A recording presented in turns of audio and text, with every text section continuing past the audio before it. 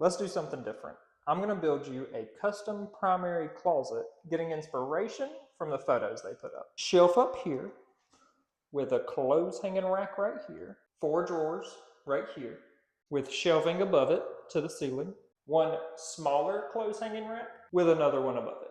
Another clothes hanging rack right here, shelving above it, open corner shelves here, and open corner shelves here. I'm gonna go on my own for this last one. I'm thinking low and down here, just a giant shoe drawer. More drawers in the middle here. Then you have a tall clothes hanging rack right here. That is how I would turn 2515 North Highway 29 into a home. Listed by the Chapelier and Associates team at Keller Williams Western Upstate and listed for sale at $384,000. I will see y'all at the next open house.